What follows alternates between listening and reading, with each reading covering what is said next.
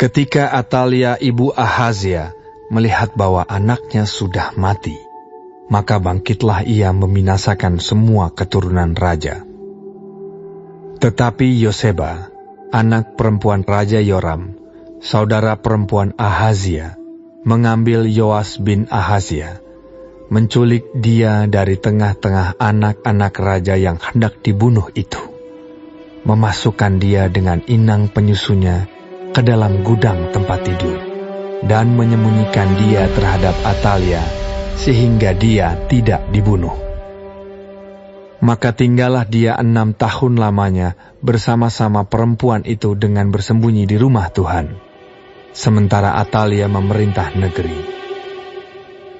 Dalam tahun yang ke-7, Yoyada mengundang para kepala pasukan 100 dari orang Kari dan dari pasukan bentara penunggu. Disuruhnyalah mereka datang kepadanya di rumah Tuhan. Lalu diikatnya perjanjian dengan mereka, dengan menyuruh mereka bersumpah di rumah Tuhan. Kemudian diperlihatkannyalah anak raja itu kepada mereka. Sesudah itu ia memerintahkan kepada mereka, "Inilah yang harus kamu lakukan. Sepertiga dari kamu, yakni yang selesai bertugas pada hari Sabat di sini, tetapi mengawal di istana raja. Sepertiga lagi ada di pintu gerbang sur, dan sepertiga pula di pintu gerbang, di belakang para bentara penunggu, haruslah mengawal di istana.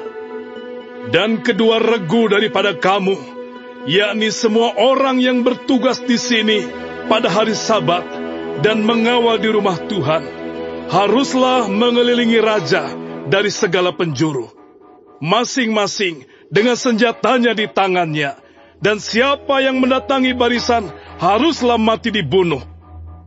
Dan baiklah kamu menyertai raja setiap kali ia keluar atau masuk." Para kepala pasukan 100 itu melakukan tepat seperti yang diperintahkan Imam Yoyada. Masing-masing mengambil orang-orangnya yang selesai bertugas pada hari Sabat bersama-sama dengan orang-orang yang masuk bertugas pada hari itu. Lalu datanglah mereka kepada Imam Yoyada. Imam memberikan kepada para kepala pasukan 100 itu tombak-tombak dan perisai-perisai kepunyaan Raja Daud yang ada di rumah Tuhan. Kemudian para bentara itu, masing-masing dengan senjatanya di tangannya, mengambil tempatnya di lambung kanan sampai ke lambung kiri rumah itu, dengan mengelilingi mezbah dan rumah itu untuk melindungi raja. Sesudah itu Yoyada membawa anak raja itu keluar, mengenakan jejamang kepadanya, dan memberikan hukum Allah kepadanya. Mereka menobatkan dia menjadi raja serta mengurapinya. Dan sambil bertepuk tangan, berserulah mereka.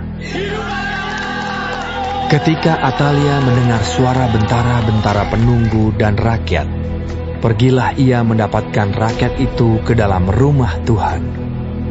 Lalu dilihatnyalah raja berdiri dekat tiang menurut kebiasaan, sedang para pemimpin dengan para pemegang nafiri ada dekat raja. Dan seluruh rakyat negeri bersukaria sambil meniup nafiri. Maka Atalia mengoyakkan pakaiannya sambil berseru, "Khianat! Khianat!" Tetapi Imam Yoyada memerintahkan para kepala pasukan 100, yakni orang-orang yang mengepalai tentara, katanya kepada mereka, "Bawalah dia keluar dari barisan. Siapa yang memihak kepadanya, bunuhlah dengan pedang." Sebab tadinya imam itu telah berkata, "Janganlah ia dibunuh di rumah Tuhan." Lalu mereka menangkap perempuan itu. Pada waktu ia masuk ke istana raja dengan melalui pintu bagi kuda, dibunuhlah dia di situ. Kemudian Yoyada mengikat perjanjian antara Tuhan dengan raja dan rakyat, bahwa mereka menjadi umat Tuhan, juga antara raja dengan rakyat.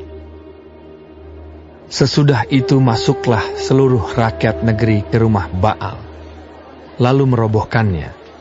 Mereka memecahkan sama sekali mesbah-mesbahnya dan patung-patung dan membunuh Matan, imam Baal, di depan mesbah-mesbah itu.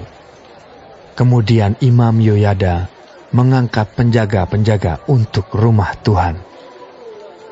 Sesudah itu, ia mengajak para kepala pasukan 100 orang-orang kari dan para bentara penunggu dan seluruh rakyat negeri. Lalu mereka membawa raja turun dari rumah Tuhan. Mereka masuk ke istana raja melalui pintu gerbang para bentara. Kemudian duduklah raja di atas tahta kerajaan. Bersukarialah seluruh rakyat negeri dan amanlah kota itu. Setelah Atalia mati dibunuh dengan pedang di istana raja.